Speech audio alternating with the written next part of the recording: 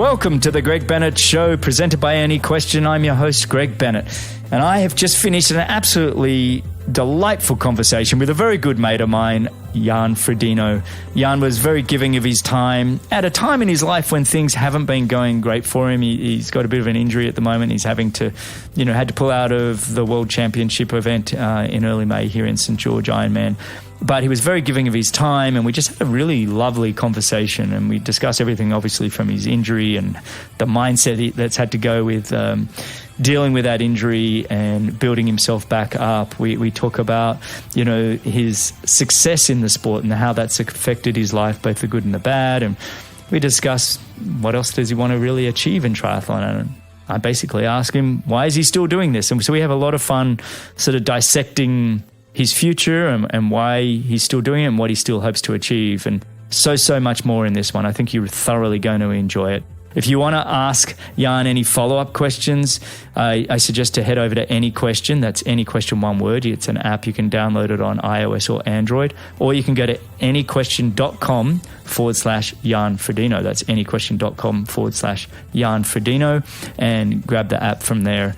And you can also listen to, he's got over 150 answers already on the platform, and there's so many more other great experts on the platform already, including athletes like Caleb Dressel and George Hincapie in cycling, and strength trainers, some of the best strength trainers in the world, but just so much content on there already. I think go over and check it out. And remember, success comes to those who endure just one moment longer. All right, today I'm joined by one of the greatest triathletes of all time. I've been fortunate enough to have him join me on the show several times. And in fact, the last time he was on was when we had all the Olympic gold medalists. And that was Simon Whitfield, Alistair Brownlee, Hamish Carter, and this man. And that was a very special episode just over a year ago. About a year ago right now. His gold medal, 3 Kona Ironman world titles, 2 70.3 world titles, Ironman world records, and fastest time ever in Kona. Just all incredible achievements. But what impresses me most about him is he's constantly had this target on his back and just constantly been hunted by the world's best, but he's just kept that number one position on top of the world for almost a decade, which I just find amazing that he's been able to just keep defending as well as he has. And he's done it with such grace, humility. There's a strength and maturity about the way that he handles himself that I just think he's a class act. He's a good mate, and I admire him greatly. So it's a real honor and privilege to have him join me once again on the Greg Bennett Show. Jan Frodeno, how are you, mate? Great, good on you, mate. Thanks very much for having me and passing all the laurels. Although I feel like your podcast is growing steadily. Soon I'm passing the accolades back. No. You'll always be welcome forever. I enjoy our chats, and this episode I felt kind of bad. I was like, hey, Jan, you want to come on the show? Like last night, quick, mate, please. And you're actually doing me a huge favor because I know you're really busy and you got a lot on. So I really appreciate it. You know me well enough that you can't plan with me 3 weeks out because I'll cancel 15 times. And it's just like on the spot, I'm there or I'm not. That's right. It's more like we wanted to catch up. We were texting each other the last couple of weeks, and I'm like, oh yeah, maybe we could record a conversation. And I kind of didn't want our whole conversation to always be recorded. I didn't want you to feel like that the only time we talk is when we hit the record button, but it is great that we get to share this conversation with everybody. Where are you at the moment? I am sitting at home in Girona. Just been spending a lot of time up in the mountains, but of late, since I've been diagnosed with a partial tear of the Achilles tendon, turns out, all the medical good people are, here in Girona or in Barcelona. And just been kind of trying to get on top of things in order to really get healthy and back into the swing of things. When we texted a few weeks ago, it sounded like when you got to announce to the world, look, I'm dealing with this injury, there was almost an element that you felt like you were to the point of acceptance in the grieving phase. And I call it the grieving phase because when you are at the top of the world and you're training to win world titles and be the best, and then there is setbacks, there is like the grieving process, and and it sounded to me that you were finally at the acceptance phase. What was that process like to getting to acceptance? Was it a bit of a journey? Well, acceptance was correlated with the fact that it was finally diagnosed. So I've been struggling since like mid-January with pain in the Achilles, in my right Achilles, which, I've known because of my Olympic days. I pretty much spent the first 15 minutes of every single day limping and looking like I'd been shot in the foot, which I think most of us know. Then there was a stage that there was an Australian Pilates teacher who discovered that I have glutes, or helped me. You don't have glutes.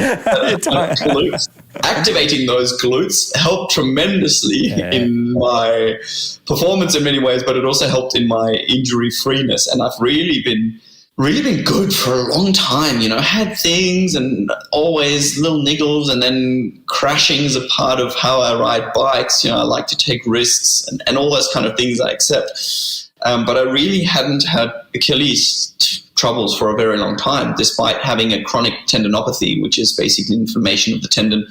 And all these things have really managed to not influence me for a long time. But, memory comes back and you're like, okay, I can deal with this. I'm fortunate enough to have a physio who travels with me, kind of things were helping a little bit. But then it came to a point that I was changing my stride too much to then start feeling some troubles in other parts of my body. And I was like, oh, this compensation is never a good thing. And pushing through pain, bad pain as it is one of the first recommendations any good coach will give you not to do. But, routine. We all do it. Well, we do. I'm not sure that I feel like the newer generation of athletes is very often smarter than us. No, 100% they are. I'm like a dog with a bone, just keep going. Yeah. Then we had a scan and all these things. It was misdiagnosed. Then it was falsely treated.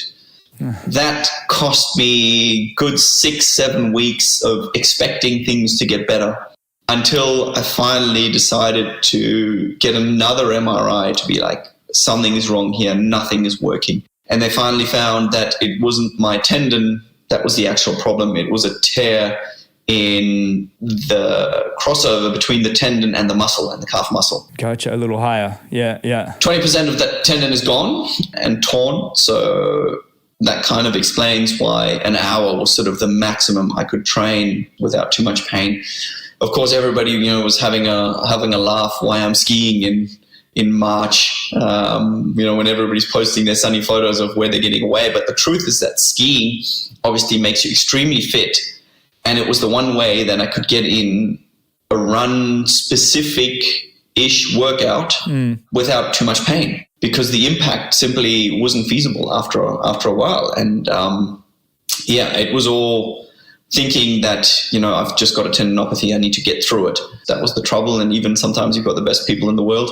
We all make mistakes, and it was a costly one. It's so to get back to your question, which is a very long answer to a short question, but the thing is that phase and having that diagnosis does give you a kind of peace. For one, you're not just being soft and you need to get on with it. The other thing is that it's a tear. There is no way you can go through it. It's in many ways, for me, it's worse than a broken bone, because a broken bone is actually quite a grateful injury. Yeah. Because it's broken, you can't keep going, and in 6 weeks you're going to be back. Yep. And you don't have to do any rehab, and you don't have to do any of this kind of business, which you definitely have to do with a tendon. But a tear is kind of that point where I knew, okay, I have to stop. I kind of have to invest everything I have to get back in time for this season at all. It really changed my mindset in terms of dealing with a proper injury rather than a niggle that's just holding me back. Was that a similar injury to what Alistair Brownlee had a couple of years ago? Funny enough, Alistair actually reached out to me after this, which I I didn't think I'd see the day, but I felt very grateful to receive a message. And he just said that he knows the area and that he's been having some trouble with it or over the years. And just wishing me all the best. And I don't know if that was the injury. I know he had plenty of troubles, but it's not an exclusive. It's something I think a lot of endurance athletes have had to deal with. Yeah, something doesn't really have any magic potion to it. When you go through something like this, because you've achieved so much, you've ticked the box on nearly everything that an aspiring professional triathlete would ever want to achieve. Do you still go through phases of that kind of, I guess, anger and denial and all the phases of grief? Because I know for one that I did that a lot. But do you sort of just go, okay, just roll with it? I mean, what's your mindset like? My mindset has changed significantly during COVID. And that is because, well, for one, now it's become sort of, despite its harshness, has become everybody's favorite excuse for everything, kind of going wrong. But really what it's taught me is to expect very little. And I've had so much go wrong in 2 years. And please don't get me wrong, I know a lot of people have, but in terms of like your personal investment, vying and putting your every being and your every cell into a goal such as Hawaii gets cancelled. You're super sad. The next time Hawaii comes around, you find yourself a little bit more cautious as to how deep you're willing. It's almost like you've touched the electric fence and now you're like, well, I don't want to get burnt again. Let me just be a little bit more cautious, And it's just this, I believe it's actually a process in your subconscious where you just protect yourself from, something that is tricky to deal with. And then the events come around and then finally you have an event and you get ready, and I was in super duper good shape, and then there's a freaking hurricane, like a hurricane. That's right, California last year. And I'm like, how is this possible? But again, it's something that in my mind has just taught me to be a little bit more cautious. And in this case too, I found myself just not quite as angry, not quite as such a deep, sorrow, if you can actually call it that, but rather a more analytical approach as to, okay, fine, there's a setback. What's the next step? What can we find as the next goal? Is that realistic? Let's hope so. Yeah. And the approach becomes a little bit more analytical, despite still going through emotional patches and wanting to throw a few things in the wall. Yeah, because you're still going to go through those things because you're heavily invested. Even if you're being cautious, there's still a heavy investment to be able to achieve what you set yourself out, and the expectation bar that you set. Well, it's higher than basically anybody else in the world. There's a couple of other guys that might set a similar bar. And so there's always going to be a fairness to the way that you kind of, I guess what I'm trying to say is it's been rough at times for you. You've had a lot of good things. There's always going to be a bit of a tricky response anytime you have to sort of pull back a little bit. Has your team been good in terms of redirecting your attention to a goal down the road, or right now is it don't even put goals on there, just get healthy? You know what? I am fortunate to have some great people around me and on my side, and there really isn't any doubt from anyone that we will come back and we will figure this out and we will use this to fuel the hunger even more. If I'm honest and I've looked at my career, the times I've functioned the best is from a spot of uncertainty. That doubt fuels my curiosity. And of course, if you look at triathlon training and triathlon performance, curiosity really has no place. It's about repetition. It's about excellence. It's about the pursuit of a goal down to meticulous little details. But the curious one within you gets a little bit killed. The longer you suppress one of your inner emotions, I think the more it'll tend to come up at some stage. And really, adversity is something that has always fueled me in that way. It's so funny when you think about the clinical approach, like you said, the dotting the I's, crossing the T's, the direction. But there is that curiosity, and I like how you put that, of peering over the edge where you haven't been before and trying something new or doing something a little different to see what's there. And then it's like, oh crap, what have I done? Well, I did that many times, as you know. Yeah, absolutely. And I mean, I remember seeing you on Duncan's massage table. Duncan, for the listeners, is our joint physio back in Australia, where we spend a fair bit of time, and seeing you walk out of there all destroyed with your legs bruised and battered from your recovery techniques that you were using. And that's definitely the way the endurance world tends to roll at times. Well, let's move on from your injury, because I don't want to make this whole show about you with your injury. And I know you've got a good team. I know you'll be back. I know that these injuries do happen, and you've been here and come back 2 times the man that you were before, and I think we can see that's going to happen. I had these questions that I was going to ask on the Any Question platform, and I decided I'm going to bring them over to the podcast because I thought this would be fun. I'm a bit erratic over there. I'm on Any Questions, and I try to punch through a few questions, and then I disappear again. But that's the way of my. We're finding the experts that we have on the platform. Some are regular and do a couple every day. Others, like yourself and Caleb Dressel, will come on and do 20 in a row and then 3 weeks later do another 20. And I don't think there's a right or wrong way to do it. I think, I think I saw you've done 156 questions you've answered on there, and there's a lot of great content. And you're such an open book. It's unbelievable the amount of knowledge that you're willing to share. But I did have this one question, and it's really about success, because like we've talked about in this show already, you've had a lot of success. How's it kind of affected your life? Good, bad, otherwise? It's hard to say because you're not living a separate life to it, but has it all been good? Nothing is only good and nothing is only bad. I'm a big believer in that. And, the biggest thing I've come to realize of late is that people view you from the outside very different to how I view myself.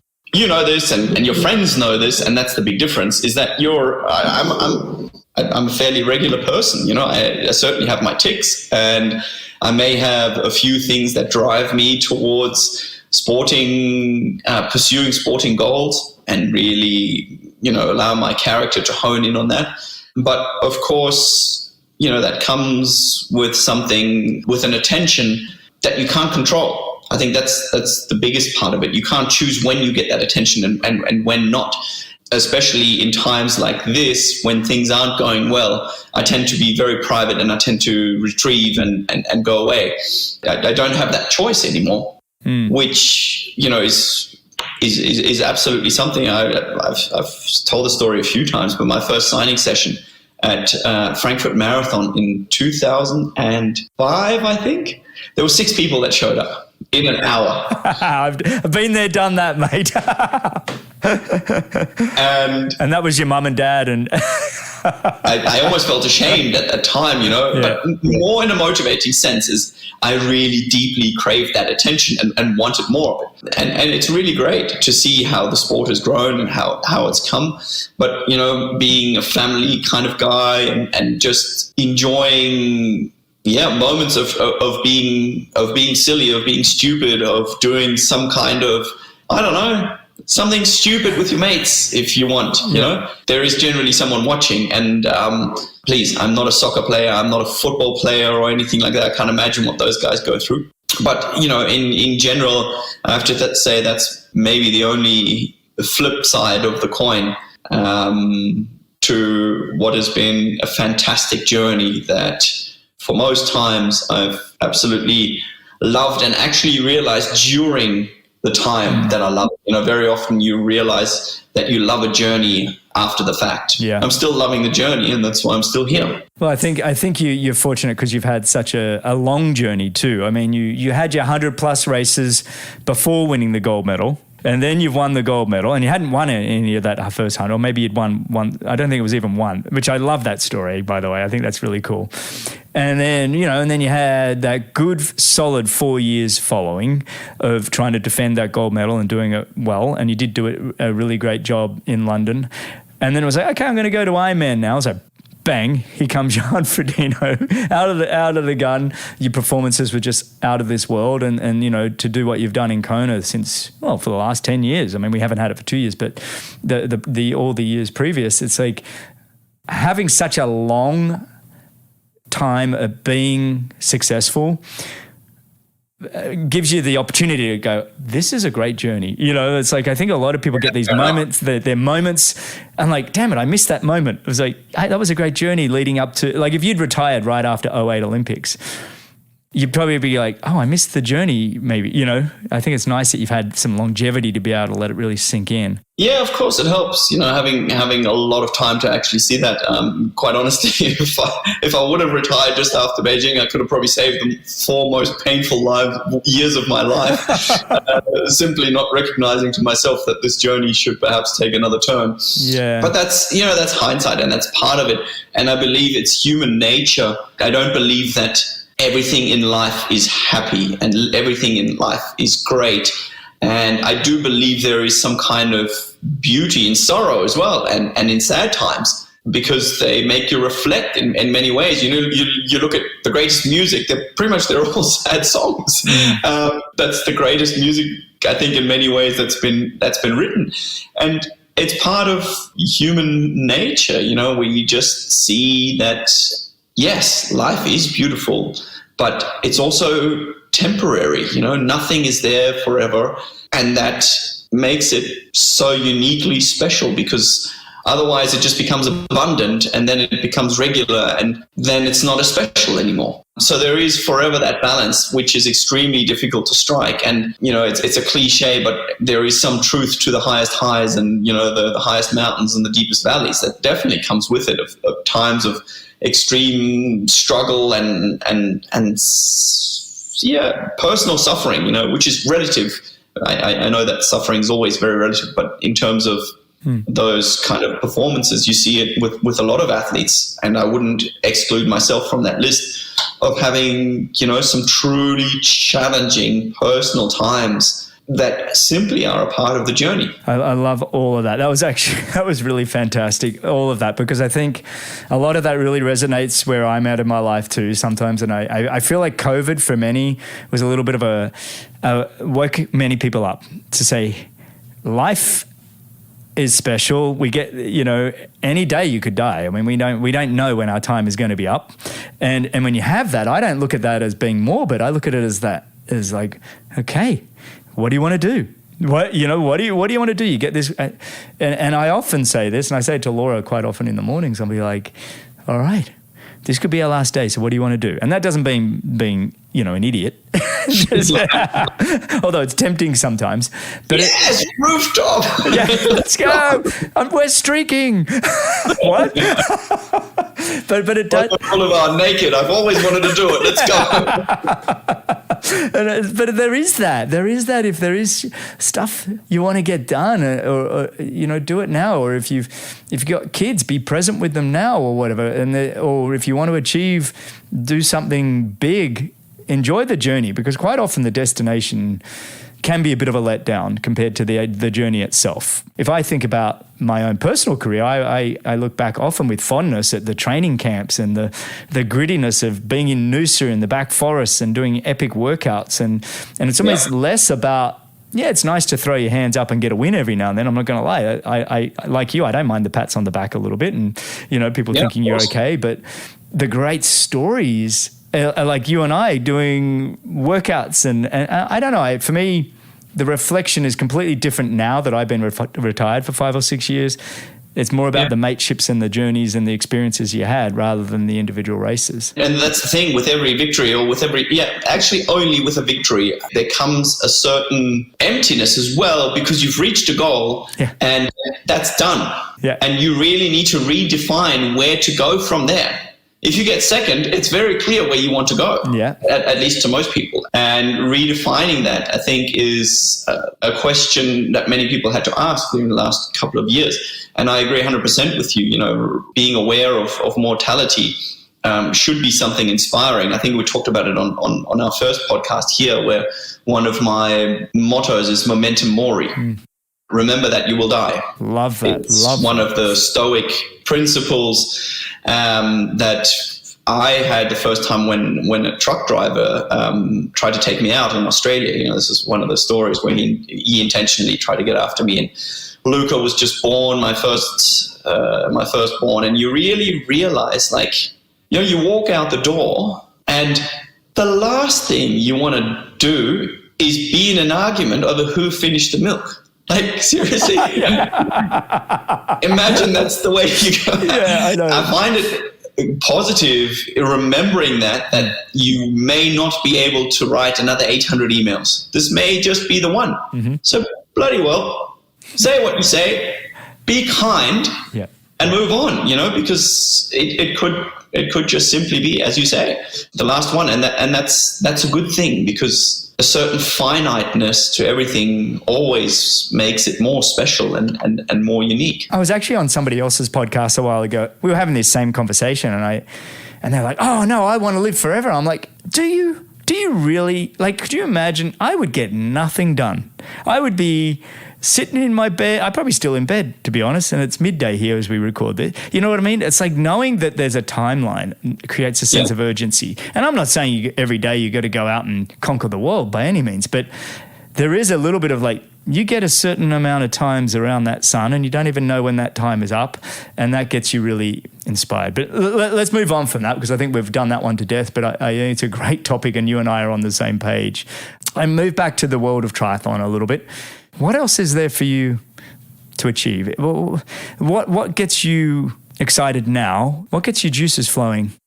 It's quite simple in many ways. It's funny because Ed, our joint friend Ed, and I had this conversation, and he pointed out, there is a simple motivation in just being good at something. As trivial as that is, but just being good at something is actually very satisfying and very motivating. But I think it is definitely the finiteness that we just spoke of that really gets my juices flowing. And having a new training partner in Carl Smith, who I believe is genuinely going to be the future of the sport, whichever distance he chooses to take on from here, if I'm very honest, and having that youthful energy around, that kind of the ignorance, but in a positive way, the laissez-faire, the kind of, yes. I'm just going to go out, buy a post stamp, lick it, and send it. That's his favorite motto.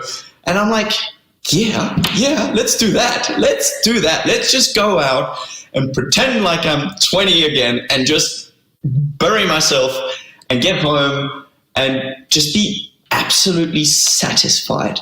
That deep satisfaction of having invested your all mentally and physically, and realizing that's not going to happen forever makes it all the more special and really gets me going. When I did retire, I think I was fairly prepared. I felt like I'd had my turn, as Laura always reminded me. We've had our turn. We didn't achieve everything, but we got to probably achieve more than we could have ever thought we ever could. It was like we feel very privileged for it.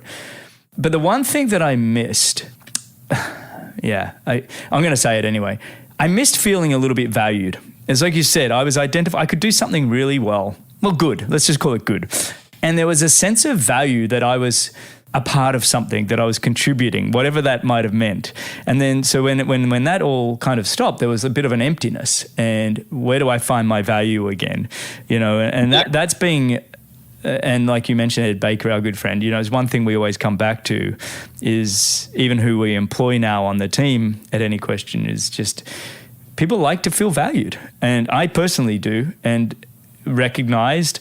And that's when you retire, that's kind of the one where you're like, I missed that. So anyway, that personally, that's how I've sort of dealt with it myself. But, do you ever ask yourself, do you have these moments of why am I still doing this? And I only ask because I think in the 25 years that Laura and I have been together, or 22 years, I think I retired from sport about a dozen times. With her personally, does that ever run through your head? Okay, I'm just done. I recently heard the quote that an athlete dies twice. An athlete always dies twice. Once when he finishes his career, and because it's not a job, it's not a profession, although it is, it's that much more because it is who you are, and it's everything around you. And exactly like you say, it's your set of values and who you interact with and what dictates your everyday life. And then, the second time, I'm obviously for real. Hopefully they don't coincide. No, not at all. Is also a possibility. But the point really is that I do ask myself that question. For quite a while, I've asked that question as to why am I still doing this? Because, the older you get, the more important it is to know why.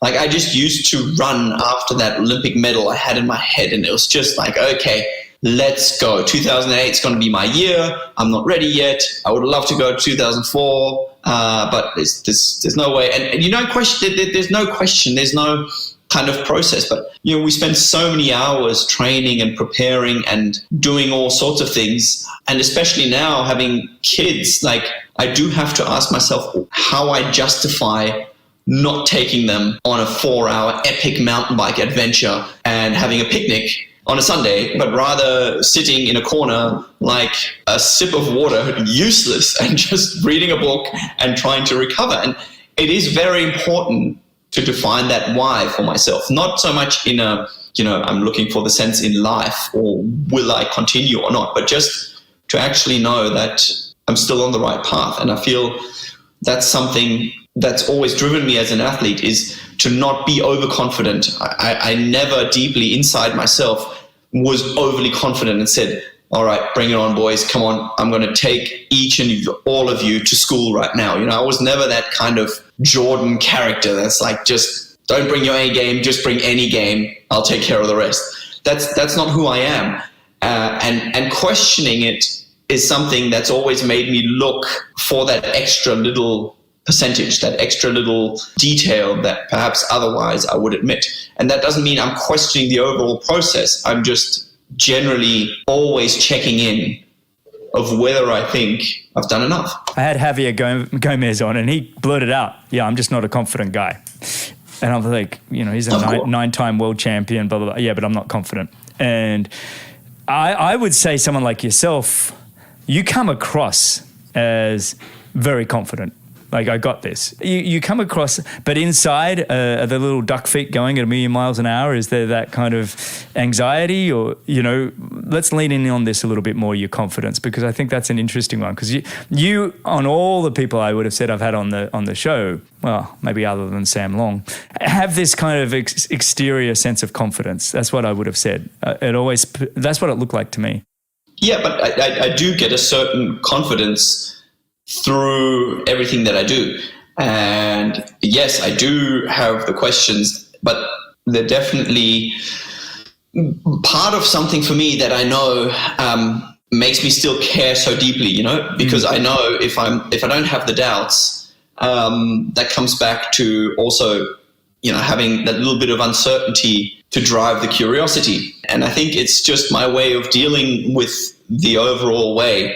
But do I go to the start line firmly believing that whoever else is on that start line, I will beat that day? Yes, I do, 100%.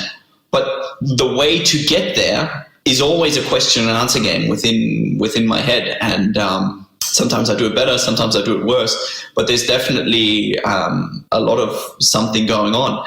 And it's probably something that's always driven me to actually find sporting excellence, is perhaps during my earlier years, even finding my self-confidence through performance and excellence. It's definitely always been something that's made me up, but something I've obviously learned to deal with over the years. Yeah, it's an interesting conversation, the confidence that you get from sport, and then how it affects you as a human being outside of sport.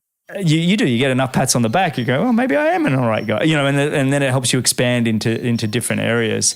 I think there's also that sort of trying to get to know yourself when you're not an athlete anymore. And that took me a little bit. I mean, I got to retire when I was about 43, 44 and you're getting up there, but it's kind of like you probably are more comfortable in own skin now as a person, not just as an athlete. You know, you've grown over time to get to know yourself.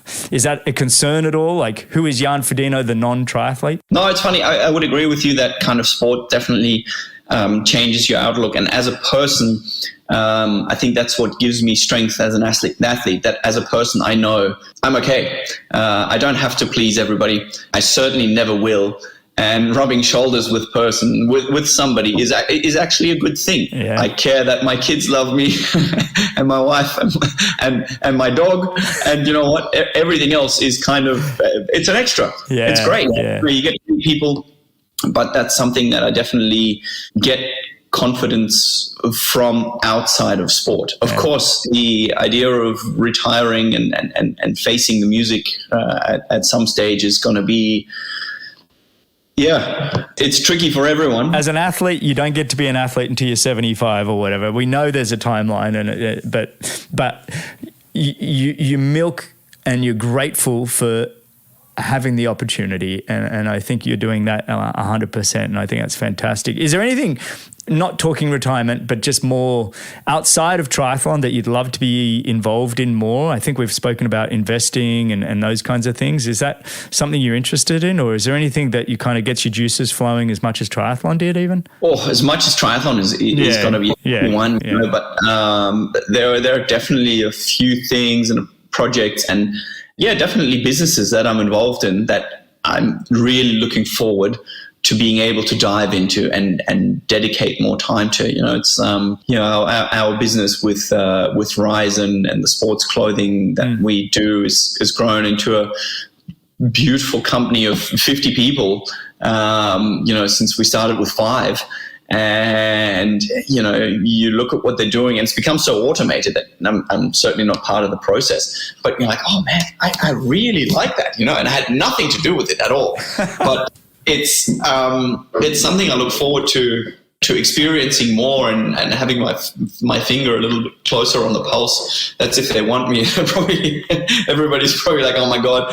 Thank goodness he's racing. Just send him out for a run. We'll do our thing and make sure this thing keeps running. Not at all. I'll actually dive in here because there's an athlete mindset to champion athletes that resonates in a business. And in fact, the way we're employing people at Any Question is people that have that athlete mindset, that, like we talked about earlier, that understand the journey, they understand the roller coaster, they actually get excited on the down times. It's like, okay, we can reinvent ourselves. It's okay. There's a definite...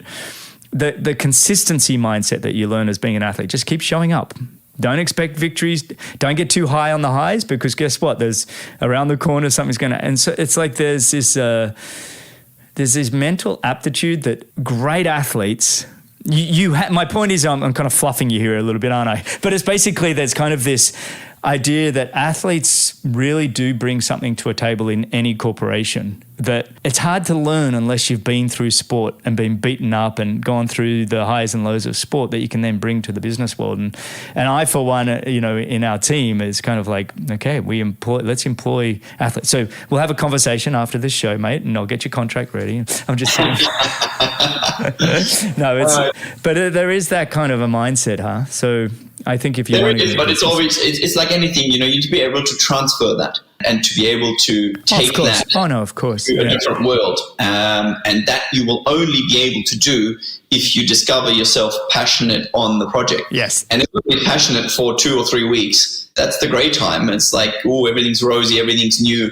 And then you're kind of like, oh, yeah, well, you know, and to find that and to face the reality of that, I think will be an entirely different thing. So I think it's really cool what you've done and that you've honed in on this kind of thing. And even your podcast, like when you started it, and I was like, you know, because for a while there, everybody had a podcast, you know. How many of them have faded out? And simply because I think people lose their curiosity, lose their enthusiasm, and the interest that needs to be shown in any project. But you're 100% right with the podcast. It's actually a really good example because I had no clue what I was doing when I was starting it out. I remember texting you before going, hey, would you come on my show if I do a podcast? And I think I wrote you and Simon Whitfield and Mark Allen and a couple of, you know, the big names in the sport of triathlon, and you all said, yeah, okay. And so I recorded a dozen or so, and then we launched. And then I said to Laura, I said, right, I'm doing 100 episodes no matter what. And after 100, we'll figure it out. That's 2 years. Oh, yeah. 2 years. But it's that athlete mindset. It was like, right, and, you know, I'm turning up every week. And it's been tough. So there's been some weeks it's like, oh, crap, you know, I need somebody on the show. And other weeks where it's just like, I'm tired or I'm sick. I've been sick several times. I've had COVID. I've had COVID twice. And I've had to try and, you know, but that athlete mindset is keep showing up. And now I'm 125 episodes in. You know, I've made a lot of great contacts, and it's been a really.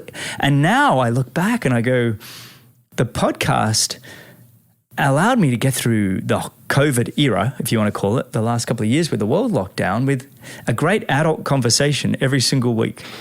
And how grateful am I to be able to have that opportunity to talk to just great people like we're doing today. And yes, I don't want to always take for granted my friendships and say, hey, yeah, let's always record a conversation every time we talk. But I also know by having a podcast, you're more likely to spend 45 minutes to an hour to chat with me. Whereas if I didn't have a podcast, you'd be like, we'll pencil you in on the calendar somewhere and it's a bit harder to get. So I've actually been very fortunate. The podcast has been a bit of a help just nail down people. Yeah, absolutely. But I mean, you always got to have the energy and the mindset as well when you go on a podcast. Like, for one, I'm like I was saying earlier, like when I'm not in a good space, I can't tell you how great the sun is shining out my backside because guess what? It's not. And I'm really bad at that. Yeah, me too. And, you know, you need to be in the right space to open up as well. So it's a good ritual to have, that's for sure. Just a quick mini break to remind you to go check out Any Question. That's Any Question on iOS or Android, or you can go to anyquestion.com/Jan Frodeno. That's anyquestion.com/Jan Frodeno. Cheers. Hey, let's go through a couple of these questions that you answered on Any Question. And the first one is like, it's who will be successful in Kona? Now, I know we got St. George coming up. Well, this show airs on Monday and St. George is the following weekend. But I actually want to just reflect back to who will be successful in Kona. Your answer was Gustav Iden. You answered that back about 6 months ago. Is it still the same, or what are your thoughts? In Kona, really? I should have said me. I think the question was titled "Other than you." That was like the next generation. Yeah, absolutely. I mean, for all the slack I've sort of given, especially Kristian, he is the guy that has definitely produced the most phenomenal season ever. There's no doubt about his season last year being the standout one. So you can't count him out. So listeners that don't know Kristian Blummenfelt's year last year, Olympic gold, ran away from the field with a kilometre to go. World Triathlon Series title, also winning the grand final in the process. And then his debut Ironman in Cozumel, Mexico, where he went, I know the swim was shy 10 to 15 minutes or whatever, but he did go in the 7:20s. I can't remember the exact time. So anyway, go on, mate. Yeah. No, it was absolutely phenomenal, without a doubt. It was actually really, really amazing to see, because I think even the World Championship double with the Olympic gold, don't get me wrong, after an Olympic gold, I believe there's not much else that counts. And Gustav definitely being a long course, absolute racehorse. I think these guys really will raise the bar and have raised the bar to the point that I'm actually excited to see where this can go. If I can still, keep up and beat them. That's really also part of the reason why I'm still here, because somebody's actually really walking the walk and not just saying they're going to do this or doing this.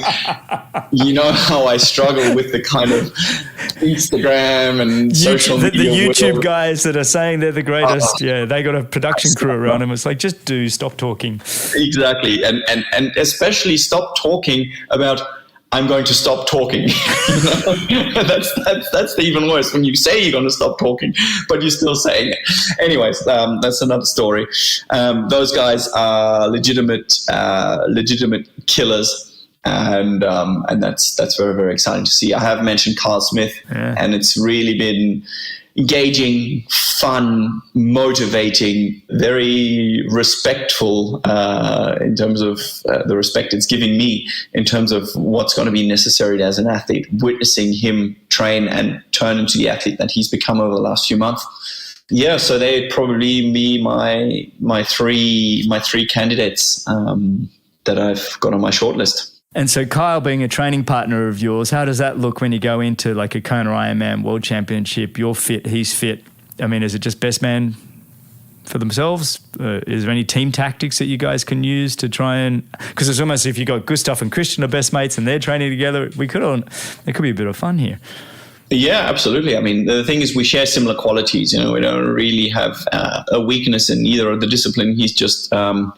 He's got a few more watts than me on the bike, that's for sure. But, you know, it could, of course, if it plays out, we would definitely work together. It is last man standing, and we will hopefully have an epic boxing match between the two of us. But I also believe we need to have that boxing match day in, day out for the months leading in order to actually, step up to the plate in the best possible shape, which is what's going to be necessary. That's awesome. Okay, next question that you're probably going to be like, oh, Greg, please don't bring that one up. Sam Long, the next Jan Frodeno, and your response on that was quite hilarious.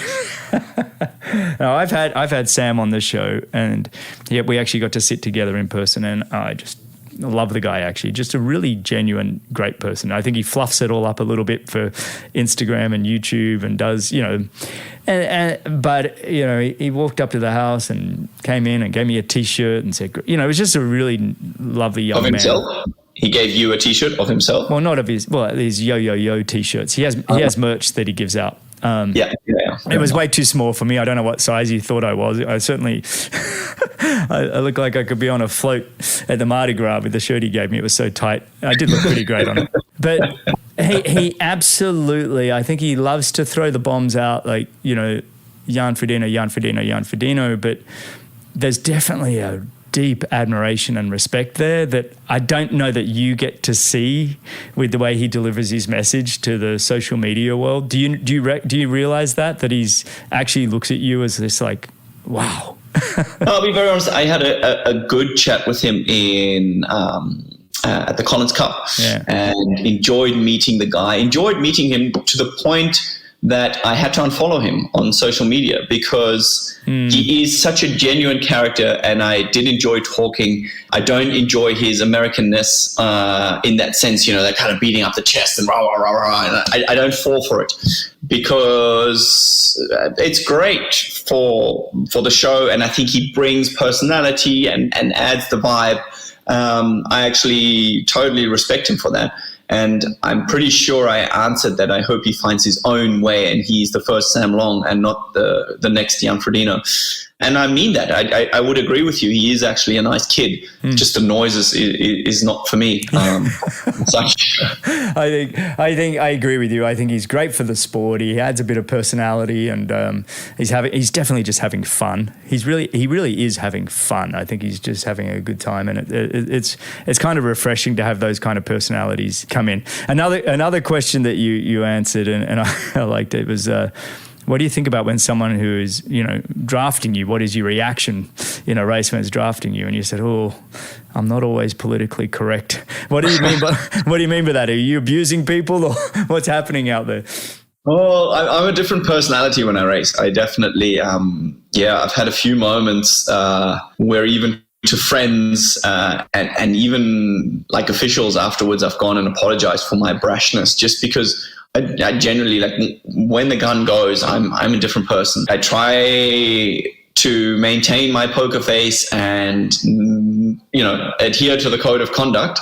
But there are a lot of curse words going around my head, and I've really learned to channel anger and use anger for myself. And that can definitely come out at times where I'm not the politest of people. No, I actually think, after having Dan Lorang, your coach, on a couple of times, and he kind of mentioned, of all the science and data and everything else they've collected off you, he was a little underwhelmed, to be honest, And when you think about what makes you the champion that you are, this is where the chemistry of the brain and the science of the mental and emotional Jan Frodeno becomes fascinating to me, more than the physical, because from what I interpreted from Dan Lorang is, like, physically, yeah, he's okay, but what you're able to achieve on the race course, there's something special going on there. So I don't think you should fight it too much. I think it's nice that you're able to channel it, whatever you've got, because it seems to be working. And I think that's pretty cool. Yeah, it's all right. It's exactly what you say. Every single year that I went to the general checkup at the national team, once a year you have to go and do that checkup. And I'd get a long list, genuinely a list of things stating why I should not be a professional athlete. And it was funny because just today on a bike ride, I was talking to Kyle about blood types. And I don't know if you remember, there was a blood type diet, eat right for your type or something like that. Eat right for your blood type. Yep. Yeah, something like that. That was the first encounter where I had this guy, educated kind of medical expert, who said I shouldn't be an athlete because of my blood type. I'm A positive. And A positives tend to break down and, just be then they're not prone to professional sports. And Kyle said it quite nicely. It's actually, you were meant to be an astronaut. Imagine what you would have done if you were an astronaut. They say, follow your gift, mate. You're missing it. I should have. I shouldn't have kept fighting it. Yeah. No, but in all seriousness, it's just, you got to go with the gift that you've got. And, I think my one sporting goal, which a sporting actually excellent thing, is that I tend to recover faster than most. I generally put a nail in the coffin and wake up the next day and hit it again. That's what's been my strength over the years, right? That's huge. My threshold is underwhelming. It is underwhelming. And when I go out and I swim at the pool, Vincent Louis is my neighbor. Like I look at this guy and he just punches out these reps, like, in that beautiful, you can only describe it as French, he's going so hard and he looks elegant. Everything about Vincent is French. He's a good looking guy. He's just, the way he moves, everything about him is very French. And I would say that makes you actually quite German. Yeah, there you go. I definitely, I get in there and when I start working hard, I'm sure there's, that elegance, it's nothing like him. He just looks like he's floating through the water, punching out times that I could only dream of. And that's his gift. Yeah. That's what he does. Yeah. That's what he's excellent at. And you really need to go and everybody needs to find that for themselves, I believe, to really excel, because very few of us have the exact skill set that would theoretically be described to be excellent at something. To be perfect. It's like you might have a few little things. My chiropractor, I don't know if you've met Alex Keith down here in Florida. He's been my chiropractor since 2004 and I travel a lot with him. From almost day one, he would call me the bumblebee because he couldn't figure out how I could do what I could do, right? It was like, bumblebees, they can't figure out physics or whatever. They can't fly or whatever. And I always took that as it was always done in jest and a bit of comedy, but I'm always like, okay, I'm going to prove you wrong. Screw it. He's like, my ankles don't move. I have zero ankle flexibility. I have and you go through every joint and piece of my body, and it's like, all right, well, I must have something. I do love the sport. Maybe that's it. I don't know. But yeah, that's a good starting point, actually. It's a very good starting point. It's interesting to break down what makes a champion, and obviously you are. So to dissect you is a good place for the rest of us to kind of figure out. And I love the fact that when Dan came on, he's like, yeah, it's kind of underwhelming. I was like, his numbers, I just think it's great. And that's why I think it's good you don't even share them. So then people are just like always wondering. Yeah, I mean, that's part of the process, but and also the belief, I genuinely, I just know it works different, and I think that individuality has to have some kind of room, and that's why you can write as many books as you want about what makes a champion, what makes this.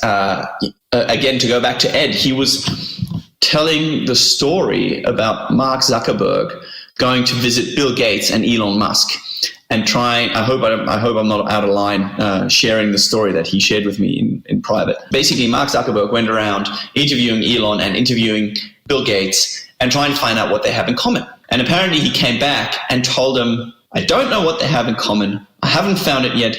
But at one point in time, everybody thought they were crazy. Mm-hmm. And the point I'm trying to make is that everybody needs to find their own way. Mm. And that's why you can read these stories about a champion's mindset and all these things, and you can pick and choose the cherry and the grape and whatever you want to find out what works for you. But there is no manual as to how to be the next guy. Otherwise, it wouldn't be that hard to figure out. And isn't that awesome? I love that sports science can't figure it out. I love that neuroscience can't figure it out. I love that. I love that it's open. Like that we're all incredibly unique. No much as science has improved out of this world, the advancements, but they still can't figure what makes us all so unique and what is a champion and what creates this and that. I think it's fantastic. One of the things, I don't want sports science to get to the point that we can't find it. That Jan Frodeno wouldn't have even had a door open if we allow sports science to get in the way of kids being able to just find what they're passionate about. Do you know what I mean? Because they can't measure passion. Passion's a hard one. So fascinating, mate. I've kept you a long time, but I got one question I want to finish off on, and that's just talking about your time in the sport. You know, you've been in it 20, 25 years. How have you seen it sort of change and evolve over that time period? And has it been all good? Is there things that you miss? I came into the sport in 2000. That's when I did my first triathlon in a pair of Speedos, budgie, smugglers, whatever you want to call them. Dick stickers in Australia. Yeah. Kind of lycra that should be restricted to a pool only. And I did a whole triathlon in them because that's what I'd seen on TV. That's what we did, mate, through the 90s and 80s. Yeah, of course. Exactly. That's exactly. I was probably watching videos of you back then. You were already kicking butt on a worldwide stage. I fell in love with the sport because of the familiar attitude and how there were people pulling up in a car park and they loved this strange combination of swim, bike, run that really is, the three basic sports that pretty much almost, well, in the Western world anyways, most people actually can do. Mm-hmm. Most people can swim to a certain degree, ride a bike or run. So it's not quite that strange, but to put it together just kind of attracted this eclectic bunch of people. I think the beauty of all the noise that's changed around is that it still does. Mm. If you go to Hawaii, which I really hope we get to this year, we're all still a bunch of strange people who are absolutely disproportionately passionate about a sport that brings us together from all over the world. And yes, your perspective changes and mine has completely changed over the years, but that's still the beauty of triathlon. It's somehow innocent where people have an instant connection, feel the ability to share their war stories and have that connection of all being out on the same day and having a very, very different individual journey and seeing very, very different things on a course that's essentially the same. And I think that's something in triathlon that I really cherish, and that is the essence perhaps of the sport that I believe hasn't really changed all that much, despite that we now all track our sleep and track this. And not all of us. And there's an app for this. And that's great because the value I see in all of it is that it causes engagement. It causes people to be able to spend time on themselves. And I think that's, to a certain degree, a very healthy thing and something I love about the sport. What a great answer, mate. That's awesome. And it's like, even just you expressing your stories, I'm kind of seeing how the sport in my own eyes with the pictures that you were just painting just there. And There's a special culture amongst all mad triathletes that I genuinely love. But mate, this has been fantastic. What's next for you then? Just rehab and getting yourself back to neutral? Yeah, pretty much. The good thing is throughout all of this, I'm allowed to swim and ride pretty much as much as I want to. Still taking care in terms of intensity and all this kind of thing. But I'm able to tick over, which is good because it has two positive effects. The one is I can actually still keep sanity, which, sport definitely helps with that. The other thing is I can do my second favorite thing, which is eat food, lots of it still. So, that contributes a lot to happiness. But in reality, I'm doing a lot of rehab, spending a lot of time at gyms, clinics, those kind of things. And really hoping that I can do one of the big German races in the summer. Yep. That is with a big asterisk, but, it never hurts to hope. Yeah, it's good to hope, but you don't want to put pressure on yourself either. It's nice to just clear the slate sometimes and just be like, okay, just get healthy here. Well, mate, I'm wishing you all the best in your recovery and just getting back to a place where you can perform at your best, because it'd be so great to see you out in Hawaii and just give one of your performances that we know you can do. I feel like we've been on pause for so many years. It's kind of like, oh, come on. Come on. I'm also like, come on, man. I know. Oh, you see the odd comment is like, oh, no, don't worry. He's retired. He's just fading out. And I'm like, oh really? My God. No. You are a dagger in my heart right here. If I could come through the screen, I would come. No. Sense it to you. But I love the fact that just, it's like last year you didn't ever lie down. You went and created your own event, the Tri Battle Royale, and that was awesome. And then you got to the Collins Cup and you laid down. Everyone forgets, by the way, that you beat Gustav Iden in that, and that you did have the fastest time overall again at the Collins Cup. He looked better when he finished. So. Oh well, yeah, of course. But it's just kind of like you've been doing a lot. I think that first race in back. Remember, nobody had raced for a while with Miami. I think I was calling Miami. And it was, a couple of challenges. And Liner was calling you out, and it's just like, you went and won that by 3 minutes or whatever, and it was like, anyway, I think you've handled yourself really well these last couple of years, and I really do wish you all the best for the future, and I appreciate you coming on, buddy. It's always good to have a chat. Thanks, mate. I really, really appreciate it, and for having me and having the time. Cool. Well, everybody, if you want to check out the show notes and timestamps and everything, you can go to bennettendurance.com/media. You can also find Jan. He's on Any Question. You can go to anyquestion.com/Jan Frodeno. Anyway, mate, that was awesome. Cheers. Absolutely. Take it easy. Thanks a lot for listening. If you've enjoyed the show, your support would truly be appreciated. You can visit the Patreon page, or you can subscribe with your podcast app of choice. Don't miss the next episode, so subscribe and be notified. For show notes, if you want to know more, please visit bennettendurance.com. I'm Phil Liggett, and on behalf of Greg Bennett, here's to the next time, and I hope you will join Greg again very soon.